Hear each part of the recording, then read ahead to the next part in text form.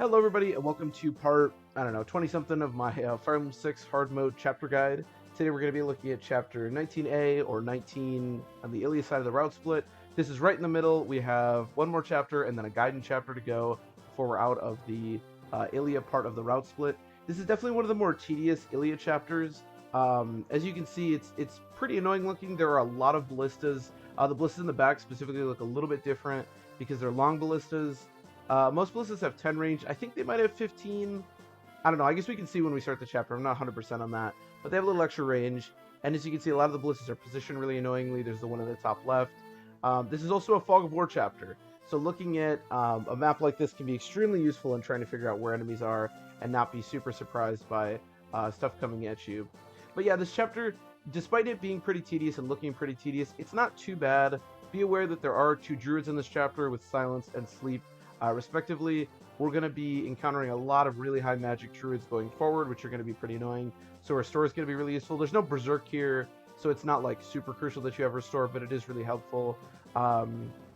There are 2 houses with an energy ring and air caliber. There's also a knight's crest you can steal off of the paladin in the middle there.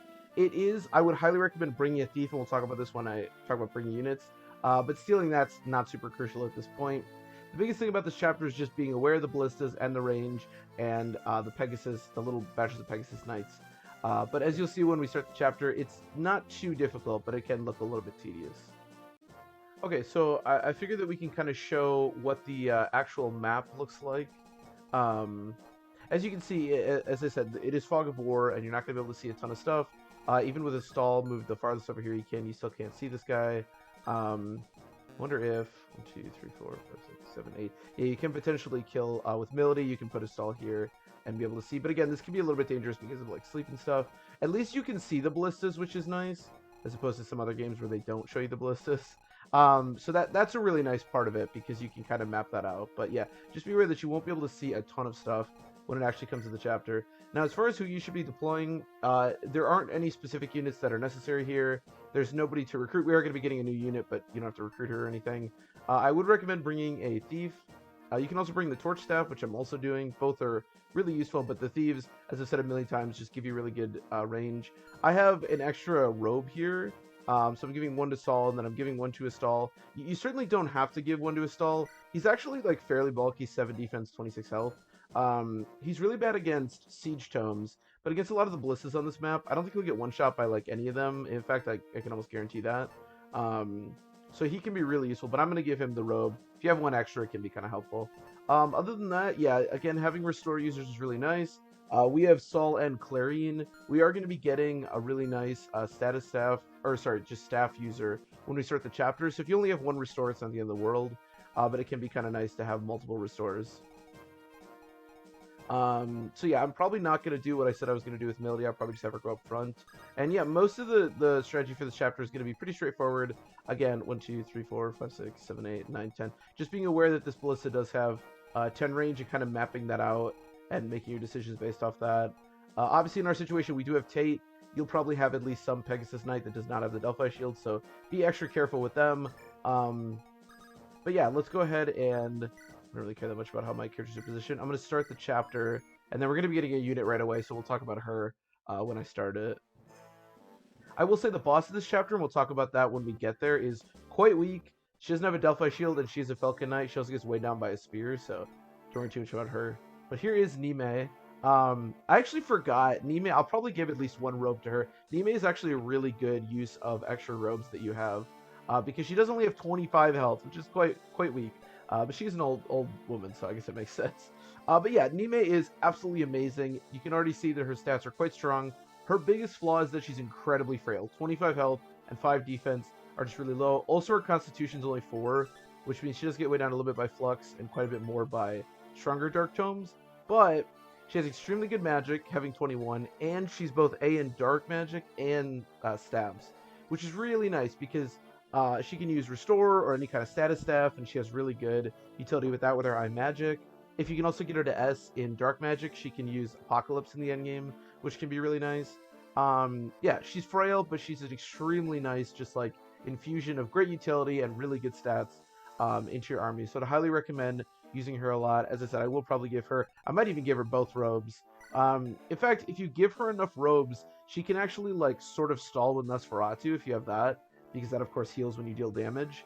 So that can be a strategy that you can go for potentially with her. Okay, one other thing that I just really wanted to mention really quick is early promotes. I mentioned earlier that I'm not a big fan of early promoting in this game, and that remains true. But when it comes to healers, it's actually pretty difficult to get them to 20. I think our clearing was level 20, but it's hard to get a second one. So I would actually recommend early promoting healers because they really do just give you a nice little boost in stats that you wouldn't get otherwise, even though it is a little bit slower to promote. And you also get to use offensive magic, which especially in the end game when you're fighting like wyverns and stuff can be really useful. So our soul's actually extremely underleveled here, but as you can see, the promotion bonus in this game are pretty strong. So just having 9 magic as opposed to 6 is really nice. Yeah, usually my soul's a lot higher, but you know, what are you gonna do? So yeah. Okay, so I just wanted to highlight one more thing, which is the enemies that you're fighting in the Ilia route. Now, I mentioned that one of the reasons to go Ilia as opposed to Sakei is because the enemies are a lot easier. And even though their stats do look pretty high, you can see like just how easy it is to kill these units. Like, look how consistent Lance looks killing this Pegasus Knight. Because again, like, they don't have good defense at all, and they just get weighed down so much. Like, this guy actually only has 13 speed. They can still hit kind of hard, but this is a big reason to go to Ilia. You just don't have to worry that much about even like this Falcon Knight. Like their hit is bad. Yeah, it's not particularly strong. So as you can see, our Niime actually did get slapped, which is kind of funny. She does have 18 resistance, but yeah, this is why it's really nice to have multiple restore users here. But just be aware that even though this chapter again can look a little bit daunting with all the like Pegasus Knight batches and stuff, it's really not that bad, especially if you have pretty strong like calves or ability at this stage. Okay, just 2 more things to note. I know I'm stopping a lot here, but these druids do not have any offensive magic. I'm pretty sure the other one doesn't either. There's one here that has silence as well, but I'm pretty sure he doesn't have anything either. So yeah, so don't worry too much. They're pretty frail once you can actually get at them.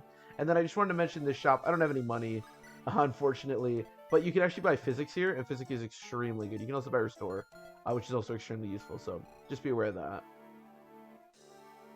Oh, and then I know I mentioned that the ballistas have 10 range. They do have 10 range. You can take a look here.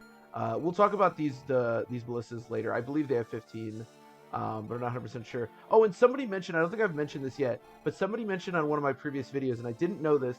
If you look at the bottom right, you can actually see a little arrow, and next to it, as you can see, it's 4, which means this guy's fired 1 arrow. So you can actually see how many ballista uses they have left. I actually didn't know this. Shout out to the person that commented on one of the videos, because this is extremely useful and something I was not aware of. Okay, again, I know I'm coming back a lot, but just be aware. So my Lu at this point has 19, and for some reason he has 29 skill. I don't know why he has that, but he has 19 resistance, and these silence hit rate. I should actually turn on Niime's animation. But the silence hit rate from the other druid was like 85% or something. So that's why these guys are so scary, because with that amount of magic, basically if they have more magic than you, their hit rate's going to be pretty good. And with that amount of magic, the hit rate is really good. So just be aware that even with really high resistance, it's going to be really dangerous. Or not really dangerous, but you're going to get hit still really consistently. Okay, so a few things here I want to mention. Number 1 is that, like I said, this ballista and this ballista are both long ballistas. I mentioned that they have 15 range. They do have 15 range. You can map it out. So just be aware that you can kind of map out their range whether you're next to them or not. Another thing I want to mention is because we've dealt with the only like sleep or berserk status staff guy on the chapter, Melody is pretty free to just do whatever she wants. If you can remember what the chapter looked like when we looked at the full chapter at the beginning, there are some like paladins, or there's a paladin and some calves around here, but Melody's not really scared of that. So yeah, when people talk about how good Melody is, and she definitely is, this is one of the biggest ways you could use her, which is just punching holes in chapters. One of the other things that I wanted to mention that I didn't mention at the start is the reinforcements here. So some brigands are going to show up on turn 11, but actual like Pegasus Knight reinforcements aren't going to show up until turn 16. And as you can see right now, it's only turn 6. So again, once you get past this fort and deal with the ballistas, it's pretty straightforward to the boss. And you can very easily do this chapter without actually having to deal with any kind of like Pegasus Knight reinforcement. Also, as you can see, all of our magic users are silenced, At this stage, again, using restore is nice, but I don't have a ton of restore uses left, and we're going to need them later, so I'm just kind of not worrying too much about them, but you can definitely use them if you want. I will also mention that if you keep out of this ballista's range, because I guess we can find out, I don't know if I'm going to get enough vision here. Yeah, this archer, if he can't range anybody, will actually just start wandering up here and attack you. So I wouldn't worry too much about him. Having ability go up here and then skirt over to here is a lot more useful use of her time. Okay, so at this stage we're pretty much done with the chapter. As I said, I just had Melody check out that ballista. It's mostly just about getting on this fort because the druid will actually just sit on this fort and he can actually be kind of annoying to defeat. But as long as you can get your stronger units around here, you can usually be okay. Here's the boss that I mentioned. Her stats are really not that high, honestly. She only gets weighed down by 3, which isn't too bad. But it does mean that she only has 18 speed, which is really not that fast. She doesn't hit that hard. She's a pretty easy boss to defeat. And again, because she doesn't have the Delphi shield, you can pretty much use any kind of like archer you want, or like Air Caliber on Lu or whatever. We can also see... You can also use these ballistas, I guess, if you want. Usually I don't have an archer at this point, but that's kind of funny. It's only turn 10, so we are still a few turns away from the reinforcements showing up. But yeah, you can pretty much kill her however you want. Yeah, you can see here how our Melody does. She does pretty good. As I said, you can also get Lu up here and use Air Caliber or anything that you want. She does have a little bit of crit. She actually did crit. That's sort of funny. The only way that anyone can actually deal damage to Melody. But yeah, and I think this goes to show, I mean, this boss, of course, but just the chapter in general, just how strong Melody is and why she's considered the best unit in this game. And the reinforcement that we just saw spawn is just a brigand. At this point, you should probably have all the villages, but if you don't, just be aware that, yeah, those will go ahead and destroy them. Again, it's Air Caliber and an energy ring at the villages. Thankfully, she didn't double crit me. It would have been kind of funny had we gotten triple crit, actually.